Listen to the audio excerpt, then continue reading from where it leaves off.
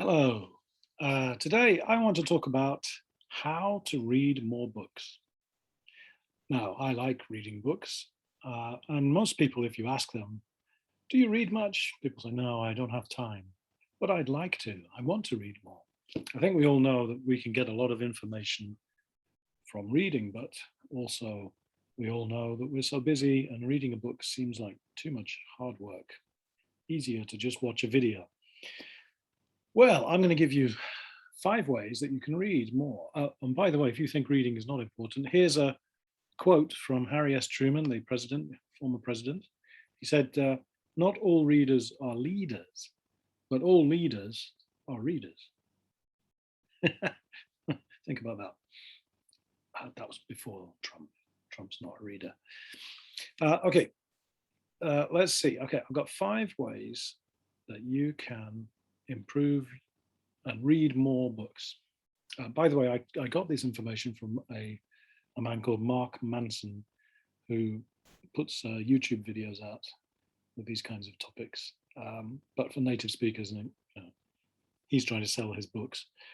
I just want to make an interesting English lesson, so I got his ideas. But if that's the source of my ideas, if you want to know, I'll put a link in the video if you want to see the original. Anyway, okay, right. 5 ways to read faster.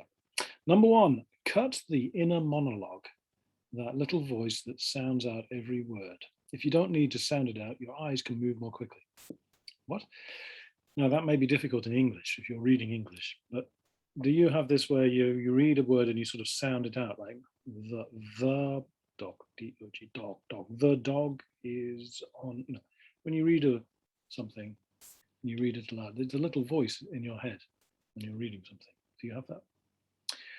That might be useful when you're first learning English, or when you're first learning Japanese. Maybe when you read something in Japanese, do you have a little voice that's sounding out all of the katakana and hiragana and kanji? Maybe that's useful when you're learning, but it slows you down. That's how we learn when we're in primary school, elementary school.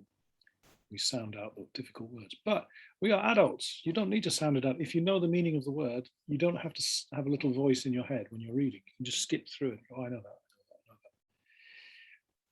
that. So if you want to read more quickly, that's true, because your eyes can move more quickly. Okay. Number 2, read with your finger as it aids your eyes. What? Yeah, use your finger. So when you're reading something, move along with your finger. I know it looks childish, but if you've got to read something quickly, the reason is you don't lose your place. Your eye doesn't go to the bottom or the side. It knows exactly where to go. And you'll find you can read much faster if you're doing that, if you're in a hurry. Number 3, here's a good one. Stop reading books you don't like. That's the first thing. We have this feeling, I don't know, you buy a book and you think, oh, I should read it. And you read a little bit of it, you think, oh, I'm not really enjoying it. But you feel like you have to keep reading it. You don't have to keep reading it. If you don't like it, stop reading it. There are plenty more books. Also, you don't have to read every page or every book that you start. And the good point is a lot of non-fiction repeats itself. If you're reading a non-fiction, like a history or something, and maybe you get to a boring chapter, you don't have to read that chapter. Skip. Use the contents page, find something that you're interested in, and read it. And there's no prize for reading every word, so you don't have to. Another tip that this chap Mark Manson does is test 10%. Try out the first 10% of any book. 10%. Well, for example, if it's a 200-page book, just read 20 pages, or 100 pages, just 10 pages. And if you're enjoying it in that much, keep going. If you're not, check it out a little bit, but maybe stop reading.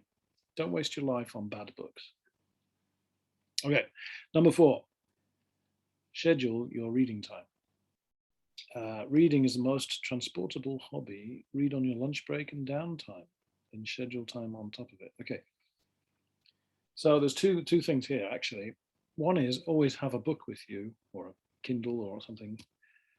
And when you find it, you have got 20 minutes, maybe on a lunch break, that you could read while you're eating or when you're finishing, read then. Or sitting on a train, or any what we call downtime, where you don't have to concentrate, use that time to read. You'll easily find 30 minutes a day, when you're standing in a queue waiting for something. And then on top of that, schedule. Americans say schedule, British say schedule. Schedule some time. So for example, you could say, okay, at 7 o'clock every night, I'm going to read for 30 minutes, or before I go to bed for 30 minutes, I'm going to read. Very quick. If you do that every day, you'll be reading loads of books in a year. Okay. And another one, number 5, you don't have to finish one book before starting another. In other words, you can read more than one book at a time. Then you can skip between them if they're interesting you. For example, you could be having 3 books on the go. Like you have like a fun novel, a business book, and some very difficult thing that maybe is hard work, like a philosophical treatise or something. So you've got a very difficult one, very easy one, and sort of middle one. And you can flip between them depending on how you feel. So, I'm kind of bored with my life. I'm going to read the difficult philosophical one for a bit. And after 10 pages, you think, it's hard work. I'm going to read my fun novel. And then, I'm worried about my business. I'll read this one. The point is that way, you're always adjusting. You're always reading something depending on your mood. And little by little, you'll finish all 3. And instead of getting stuck with one book and then forgetting about it and not reading anything. Okay, those are the 5 points there. I've also got 2 points, how to remember what we've read, according to this guy, Mark Manson. His suggestion is we remember things that we use. Therefore, make a mental effort to apply what you've learned. Or try summarizing the book to a friend. In other words, we forget things if we don't use them. If you read a self-help book, how to do something, how to build a house, but then you don't build a house, you're going to forget everything. So use what's in there, or apply any lessons in there to your own life. Or even in fiction, if you're reading a story, a fun story, and you're like, that's really a good story. Think about that story. Why is it a good story? Why did you react that way? Think about it. Think about how you would act in the story.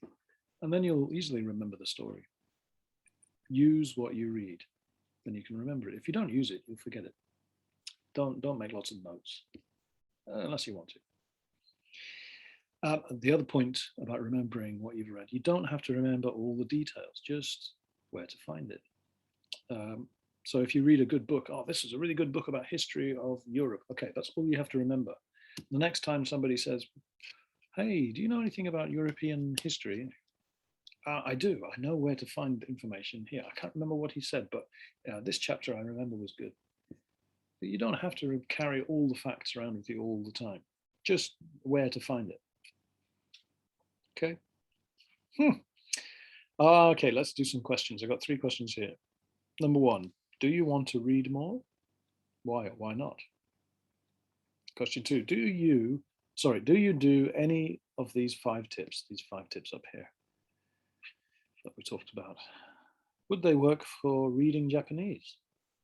I don't know. This is all for reading English. Is Japanese different? And question 3, do you remember what you read? What book do you remember best? There's a difficult one. If you ask me, what book do you remember best? I have to think hard about that. Okay, there you go. Thank you very much. Good luck with these questions, and I will see you soon.